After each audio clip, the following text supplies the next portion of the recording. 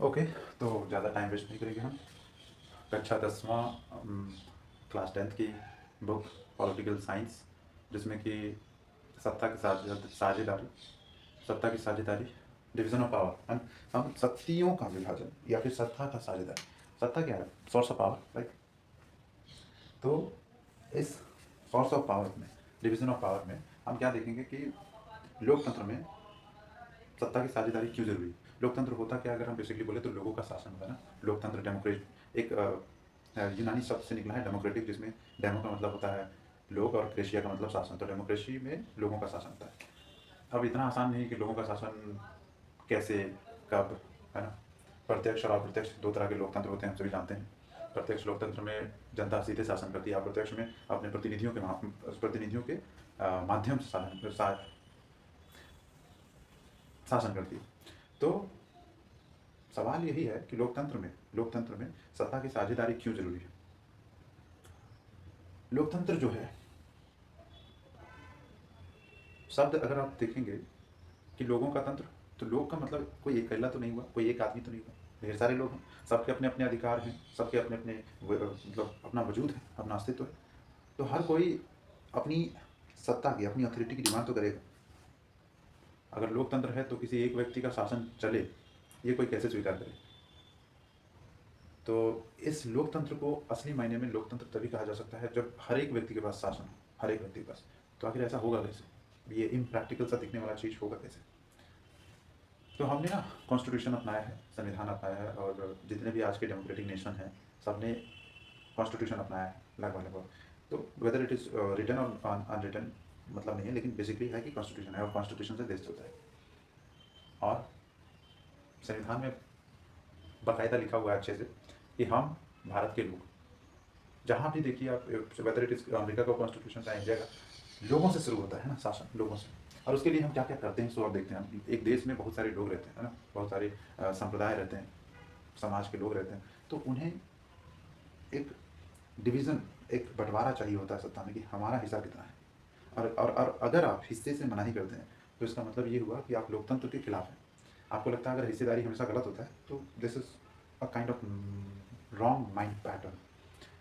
हिस्सेदारी, अगर जैसे कि आपके घर में आपका भाई आपका हिस्सा मांग रहा है तो जायज़ है। आपको हिस्सा देने में कोई भी आनाकानी नहीं होनी चाहिए, किसी भी प्रकार की संकुचन भावना नहीं होनी चाहिए कि ना ना ना, हिस्सा नहीं देंगे हम। ये बंटवारा चाहता है, बताओ, बंटवारा गलत चीज़ नहीं। सो बेसिकली वो सब हम कहाँ जा रहे हैं, not being very personal. Okay, right. हाँ, तो लोकतंत्र क्या क्यों ज़रूरी है। हाँ, लोकतंत्र में क्यों ज़रूरी है सत्ता का विभाजन या सत्ता की साझेदारी।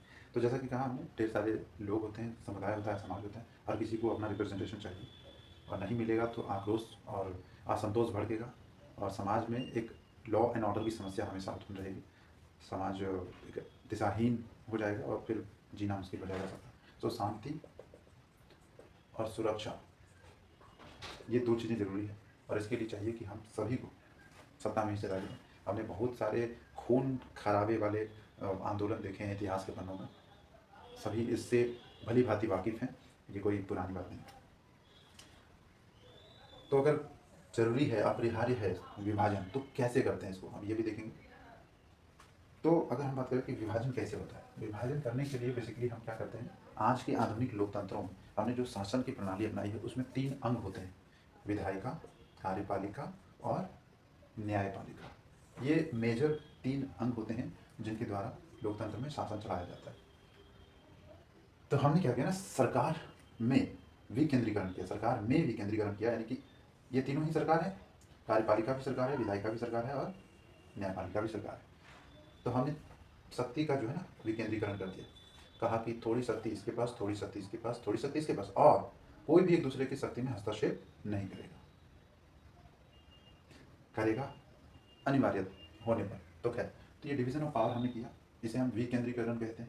जब शक्ति जो है किसी एक केंद्र में ना हो, मतलब कि हम कह सकते हैं कि सारी शक्तियाँ जब किसी एक केंद्र में आप दे देते हैं, एक व्यक्ति के हाथों में दे देते हैं, या एक मान लीजिए कि विधायिका या कार्यपालिका के हाथों में दे दिया, तो मोनोपोली क्रिएट हो गया। और मोनोपोली क्रिएट हो गई, इसका मतलब है कि लोगों के हाथों से शक्तियाँ चली गई, लोगों के पास कंट्रोल करने की क्षमता रही नहीं, ना क्रिटिसाइज़ करने की, ना कुछ करने की। तो इसका मतलब ये है कि उनके साथ कुछ भी हो सकता है, कुछ भी बुरा हो सकता है। और वो सबसे बड़ी बात है कि उसके जवाब में कुछ कर नहीं पाएंगे, क्योंकि शक्ति का मोनोपोली है। हो सकता है कि व्यक्ति या सरकार बहुत ईमानदार हो और ऐसा बुरा कुछ ना करे, लेकिन ये लोकतंत्र में बेईमानी दिखाता है। ये दिखाता है कि आपका लोगों के प्रति भरोसा नहीं है। तो ऐसी सरकार असल में लोकतांत्रिक सरकार नहीं मानी जा सकती कभी, जो लोगों के ट्रस्ट पर टिकी ही ना हो। उसे तानाशाही कहेंगे। खैर, आगे बढ़ते हैं।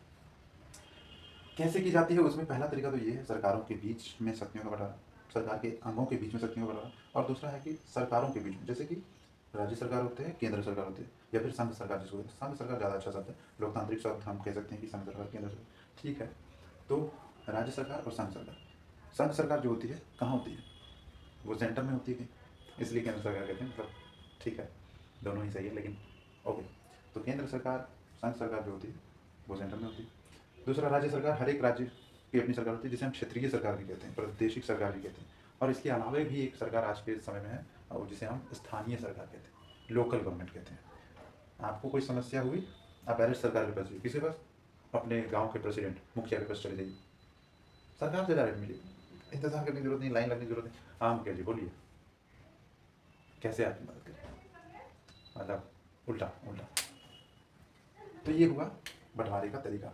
इसके अलावे हमने कहा था कि समाज में कई तरह के संप्रदाय, समुदाय और लोग रहते हैं, उन्हें भी चाहिए हिस्सेदारी, उनके कल्चर को, उनके ट्रेडिशन को भी चाहिए हिस्सेदारी। वो कैसे मिलेगा? लोगों को हिस्सेदारी कैसे मिलती है? ये संसद है, ये विधायिका है, ये सरकार है, ये न्यायपालिका है। रिजर्वेशन की मांग करते हैं ना, कि इतना परसेंट सीट जो है वो महिलाओं के लिए हो, इतना परसेंट SC, ST, OBC के लिए। तो उन समुदायों को प्रतिनिधित्व इसी माध्यम से मिलता है। जब वो अपनी आवाज़ उठाते हैं, आंदोलन करते हैं, तो सरकार को कानून पास करना पड़ता है, और कानून पास करना पड़ता है तो उन्हें भी अपनी हिस्सेदारी लोकतंत्र में मिल जाती है बेसिकली। तो समाज को इस तरह से हम शक्तियों का बंटवारा करते हैं और जायज़ तरीके से करते हैं, और फिर ये ऐसी जो शासन व्यवस्था है वो लंबा चलती है और टिकाऊ होती है, और समाज के स्वास्थ्य के लिए अच्छा है। उसमें विकास होता है, गुणात्मक विकास होता है, लोगों की अभिवृद्धि जो है वो सरकार के प्रति होती है, भरोसा होता है सरकार के अंगों में। तो ये ज़रूरी होता है। बेल्जियम और श्रीलंका की कहानी से हम थोड़ा सा समझने की कोशिश करेंगे कि अगर ऐसा नहीं करते तो क्या होता। दो कहानियाँ हैं, बेल्जियम की और एक श्रीलंका की, दोनों ही एकदम विपरीत कहानी है। बेल्जियम ने क्या किया, श्रीलंका ने ऐसा क्या किया। एक लोकतांत्रिक देश होने के बावजूद भी श्रीलंका विखंडित हो गया, टूट गया, और उसे काफ़ी ज़्यादा खून खराबे वाली हिंसात्मक गतिविधियों का सामना करना पड़ा। तो बेल्जियम बेसिकली एक यूरोप का देश है ना। बेल्जियम यूरोप का एक देश है जिसकी आबादी उस वक्त तकरीबन 1 करोड़ थी, जो कि हरियाणा के लगभग आधी है ना, हरियाणा के लगभग आधी वॉट जनसंख्या। तो बेल्जियम में 3 तरह के लोग या समुदाय कहें, सांस्कृतिक बनावट हैं, रहते थे, जैसे कि फ्रेंच बोलने वाले लोग, डच बोलने वाले लोग और जर्मन बोलने वाले लोग। तो फ्रेंच बोलने वाले लोगों की संख्या पूरे बेल्जियम में 40% थी। डच बोलने वालों की संख्या लगभग 60% थी पूरे बेल्जियम में, और वो फ्लेमिश क्षेत्र में और वेनिला क्षेत्र में रहते थे। तो बेसिकली जो भी हो, जहाँ भी रहते हो। लेकिन एक और स्थिति थी बेल्जियम में, बेल्जियम के राजधानी ब्रुसेल्स में, वहाँ पे थोड़ी स्थिति उलट थी, यानी कि डच की संख्या कम थी और बेल्जियम फ्रेंच की संख्या ज़्यादा थी, और 60% के आसपास, 80% के आसपास थे सेंटर में। कहाँ पे? केंद्र में वो 80% के तकरीबन थे, और डच की संख्या मात्र 20% थी। कहाँ पे? केंद्र में, मतलब स्टेट में, मतलब कैपिटल। अगर ऐसा होगा कैसे चलेगा? हाँ, कंटिन्यू कर रहा हूँ, कैपिटल में थे, है ना। ये दिक्कत से मालूम होता है कि ये काम कितना महत्वपूर्ण है, कितना मेहनत लगता है, कितना अटेंशन लगता है, और हम इसे बेकार नहीं कह सकते। और ऐसे ही हो जाने वाला काम नहीं है ये भी है, मतलब एक बार हो जाए तो होते रहेगा बात है। उफ, प्लीज़ बेकार की टेंशन में मत पड़ो यार, तुम करो ना। तो हमने कहा कि राजधानी में स्थिति थोड़ी उलट थी। तो क्या हुआ ना कि राजधानी में, यानी कि जो केंद्र में रहते हैं, उनकी शक्ति ज़्यादा चलती है। तो अल्पसंख्यक पूरे बेल्जियम में देखा जाए तो फ्रेंच जो थे अल्पसंख्यक की दृष्टि, अल्पसंख्यक के रूप में थे, अल्पसंख्यक के रूप में थे बेल्जियम के हिसाब से देखा जाए तो 40%, लेकिन केंद्र में 80% थे। तो उन्होंने उनको सारी शक्तियाँ थी कि शिक्षा, रोजगार और साधन संपन्नता उनके हाथों में थी। और डच वासियों को जो है ना, उन्हें बहुत देर से शिक्षा और बेरोजगार और इस तरह की चीज़ों का लाभ मिला, 1993 तक मिला, 1993 तक। तो बाद में क्या हुआ बेल्जियम के बारे में हम फिर आएंगे, सिचुएशन फिलहाल ये श्रीलंका की कहानी देखते हैं।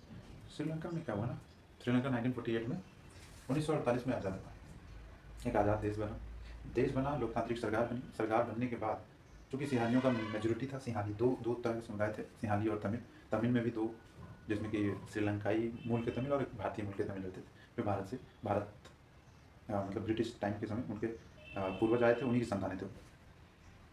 तो सिंहाली और तमिल, तो सिंहालियों का सरकार बना। इन्होंने क्या किया ना, लोकतांत्रिक ढंग से तो बना जरूर सरकार, लेकिन इन्हें सांप्रदायिक भावना ज़्यादा थी। एक दूसरे संप्रदाय के प्रति अगर घृणात्मक भावना है तो लोग अच्छे से अच्छा लोकतंत्र भी ध्वस्त हो जाता है। लोकतंत्र में सौहार्द की भावना होना जरूरी है, चाहे कितनी भी कम्युनिटीज़ हों, एक दूसरे के प्रति थोड़ी बहुत नकारात्मक भावना होना स्वाभाविक है इंसान के मध्य में। लेकिन बड़े स्तर पे जब सत्ता संभालने की बात हो तो वहाँ पे ऐसी तुच्छ भावनाएं हावी नहीं होनी देनी चाहिए। ब्रॉडर वे में देखना चाहिए, देश के विकास और देश की स्थिरता के बारे में सोचना चाहिए, ना कि व्यक्तिगत स्वार्थों के बारे में। तो सिंहालियों ने क्या किया, 1956 में उन्होंने एक अधिनियम पारित किया जिसमें सिंहाली भाषा को सरकारी भाषा, केवल सिंहाली भाषा को सरकारी भाषा के रूप में मान्यता दे दी। और उसके अलावा और क्या किया, सरकारी नौकरियों में सिंहाली समुदाय को ज़्यादा मान्यता दी, ज़्यादा उन्होंने प्रेफरेंस दिया, रिजर्वेशन दिया।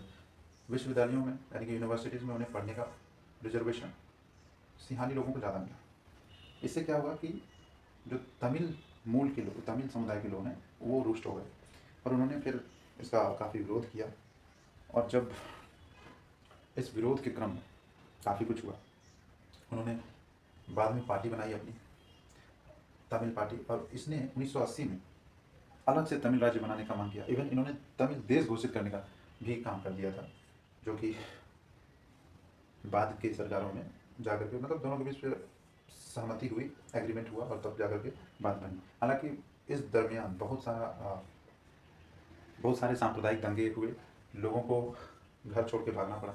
और इस एक घटना ने ये साबित कर दिया कि अल्पसंख्यकों के प्रति बुरा करने मात्र से केवल उनका नुकसान नहीं होता, बल्कि बहुसंख्यकों का भी काफ़ी नुकसान होता है। इस बात की कोई गारंटी नहीं कि अल्पसंख्यकों के प्रति आप खराब करेंगे तो केवल उन्हीं का खराब होगा, खराब बहुसंख्यकों का भी होता है, उन्हें भी क्षति पहुंचती है। तो इस घटना ने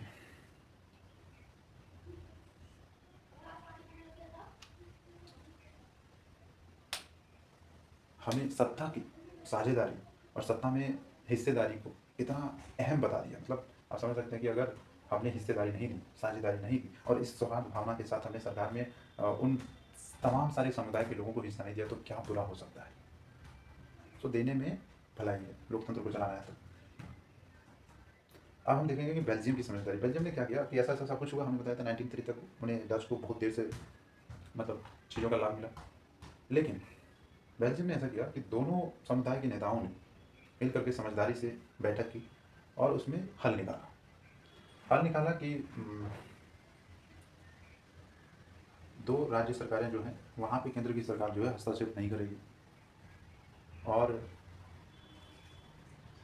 ये थोड़ी मतलब कि इन्होंने तरीका ढूंढा, थोड़ा पेचीदा है, उसे अलग से डिस्कस कर सकते हैं, लेकिन अभी मुझे थोड़ा याद नहीं है तो कोई बात नहीं। ये जो है बेल्जियम ने समझदारी से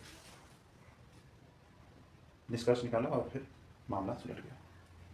सत्ता की साझेदारी के रूप हमने बात करनी थी इसमें, बेल्जियम की समझदारी लगी सब ठीक है। तो सत्ता की साझेदारी इसलिए जरूरी है, हमने इसकी डिस्कस कर लिया, शांति सुरक्षा ठीक।